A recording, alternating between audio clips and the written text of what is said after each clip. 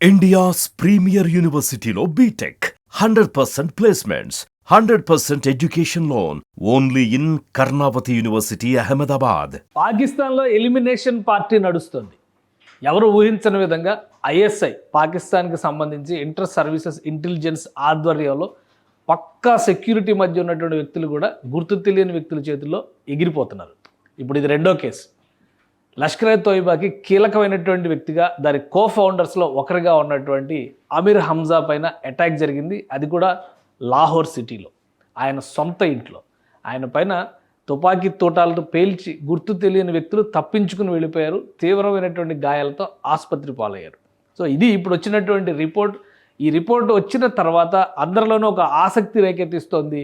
గతంలో కూడా ఇలానే ఎవరైతే భారతదేశానికి శత్రువులుగా వ్యవహరించారో తీవ్రవాదాన్ని పెంచి పోషించడానికి, భారతదేశంలో తీవ్రవాద స్లీపర్ సెల్స్ని తయారు చేయడానికి కసరత్తులు చేశారో అలాంటి వాళ్ళందరూ గత వారం 10 రోజులుగా ఎగిరిపోతున్నారు. ఈ మధ్య సఫీయుల్లా నేపాల్ నుంచి సింధ్ ప్రావిన్స్కి షిఫ్ట్ అయినటువంటి తీవ్రవాది.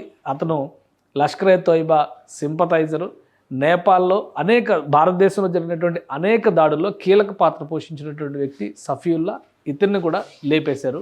అతన్ని నడి రోడ్డు పైన కాల్చి చంపేశారు. సో వీటికి సంబంధించినటువంటి దృశ్యాలన్నీ కూడా బయటకు వస్తున్నాయి. ఇప్పుడు తాజాగా అమీర్ హంజాని లేపేయడం. అమీర్ హంజా చాలా కీలకమైనటువంటి వ్యక్తి. లష్కర్ ఎ తోయిబాకి సంబంధించి కో ఫౌండరు. ప్రస్తుతం లష్కర్ ఎ తోయిబా నడిపిస్తున్నటువంటి హఫీజ్ మొహమ్మద్ సయీద్కి అత్యంత సన్నిహితుడు.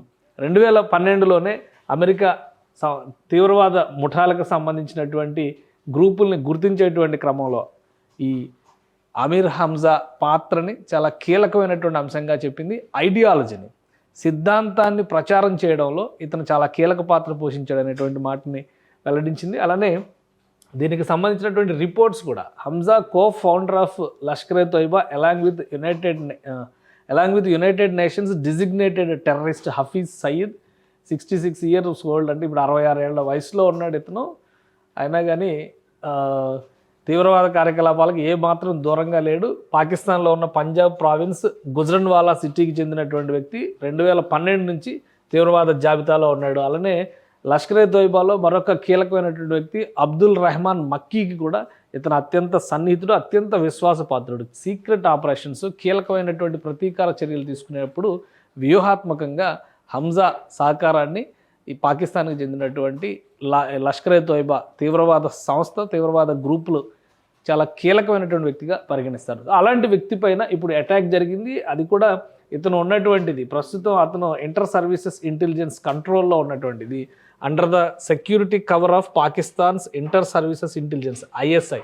సో ఐఎస్ఐ పర్యవేక్షణలో ఉన్నప్పటికీ కూడా ఇతని పైన అటాక్ జరగడం అనేది ఆశ్చర్యకరంగా జరిగింది. ఇదే తరహాలో గత వారం క్రితం చూస్తే కనుక నేపాల్ మాడ్యూల్ చీఫ్గా ఉన్నటువంటి రజియుల్లా నిజామ్ అని అలియాస్ అబూ సఫీయుల్లా, ఇతను కూడా నడి రోడ్డు పైన పాకిస్తాన్లో వీధుల్లోనే చంపి వెళ్ళిపోయినటువంటి పరిస్థితి. అతన్ని హాస్పిటల్కి తీసుకెళ్లే లోపే బ్రాడ్ డెడ్ అని చెప్పని రిపోర్ట్ ఇచ్చారు. ఇప్పుడు తాజాగా హంజాకి సంబంధించినటువంటి ఇన్సిడెంట్, హంజాకి సంబంధించినవి కూడా కొన్ని దృశ్యాలు వచ్చినాయి. హాస్పిటల్లో అతని ఛాతీ పైన బుల్లెట్ల గాయాలైనటువంటి దృశ్యాలు ఉన్నాయి.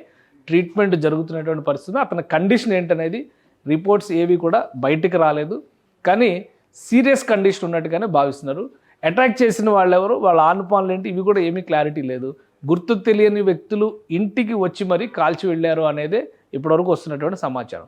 సో ఎలిమినేషన్ పార్టీ జరుగుతుంది అని చెప్పడానికి రీజన్ ఏంటంటే, సాధారణంగా ఇలాంటి ఇంటర్నేషనల్ క్రిమినల్స్, టెర్రరిస్టులు, ముఖ్యంగా వీళ్ళు టెర్రరిస్టుల లిస్టులోకి వచ్చేటువంటి వ్యక్తులు కాబట్టి ఇలాంటి వాళ్ళని వేసేయడానికి కొన్ని దేశాలకు సంబంధించినటువంటి ఏజెన్సీసే ప్రత్యేకంగా పనిచేస్తాయి. అంటే secret operations, under cover operations అనేవి జరుగుతూ ఉంటాయి.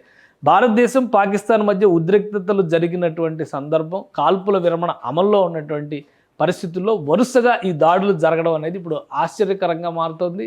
అలానే ప్రపంచవ్యాప్తంగా కూడా ఇది ఒక షాక్ గురి చేస్తున్నటువంటి సంఘటనలు. వారం రోజుల వ్యవధిలో 2 కీలకమైనటువంటి వ్యక్తులపైన అటాక్స్ జరగడం, ఒకడు చచ్చిపోవడం, ఇంకోటి ఆసుపత్రి పాలవడం. ఇది ఇప్పుడు అన్ని వేళ్ళు కూడా భారతదేశానికి చెందినటువంటి రీసెర్చ్ అండ్ అనాలిసిస్ వింగ్ మొత్తం అంతర్జాతీయ స్థాయిలో భారతదేశానికి వ్యతిరేకంగా జరిగేటువంటి కార్యకలాపాలపైన నిఘా పెట్టేటువంటి సంస్థ ఇది. దానికి సంబంధించి ఏ నిర్ణయాలు తీసుకున్నా కానీ, ఎలా అయితే ఐఎస్ఐ ఉగ్రవాద చర్యల్ని ప్రోత్సహించే ప్రయత్నం చేస్తుందో దాన్ని కట్టడి చేసేటువంటి వ్యూహంలో రా కీలక పాత్ర పోషిస్తుంది. సో డైరెక్ట్ వార్కి ప్రస్తుతానికి కాల్పుల విరమణ జరుగుతుంది, కానీ ఇండైరెక్ట్ వార్ విషయంలో ఈ ఆపరేషన్స్ యథేచ్ఛగా జరుగుతున్నట్టుగా సంకేతాలు కనిపిస్తున్నాయి. ఈ ఎలిమినేషన్ ప్రాసెస్ని ఎవరు ఆపరేట్ చేస్తున్నారు అనేది ఇంకా అధికారికంగా క్లారిటీ రాకపోయినప్పటికీ కూడా అన్ని వేళ్ళు భారతదేశం వైపే చూపిస్తున్నాయి. గతంలో కూడా కెనడాలో, అమెరికాలో ఖలిస్తాన్ పేరుతో ఆందోళనలు రెచ్చగొట్టేటువంటి ప్రయత్నాలు చేసిన కొందరు వ్యక్తులపైన అటాక్స్ జరిగినాయి. ఆ విషయంలో కూడా భారతదేశాన్ని దోషిని చేసేటువంటి ప్రయత్నం చేశారు. కానీ భారతదేశానికి ఎలాంటి సంబంధం లేదనేటువంటి విషయాన్ని మన విదేశాంగ శాఖ కూడా క్లారిటీ ఇచ్చింది. ఇప్పుడు పాకిస్తాన్లో జరుగుతున్నటువంటి ఈ హత్యాకాండ వెనక ఎవరున్నారనేటువంటి చర్చ మళ్ళీ రేగుతోంది. కానీ చచ్చినవాడు అంతర్జాతీయ ఉగ్రవాది కాబట్టి దీనిపైన ప్రత్యేకంగా మొసలి కన్నీరు కాల్చాల్సినటువంటి అవసరం లేదు. అయితే తీవ్రవాద మూకలను కూడా పాకిస్తాన్ దేశభక్తులుగా చెప్తుంది కాబట్టి ఇప్పుడు హంజా పైన జరిగినటువంటి అటాక్కి కారణాలు ఏంటి, ఎవరు బాధ్యులు అనే విషయంపైన పాకిస్తాన్ ఏం చెబుతుందో అనే ఆసక్తి ప్రపంచవ్యాప్తంగా నెలకొంది. సుమన్ టీవీలో మీ పర్సనల్ అండ్ బిజినెస్ ప్రమోషన్స్ కోసం కింది నెంబర్కి కాంటాక్ట్ చేయండి.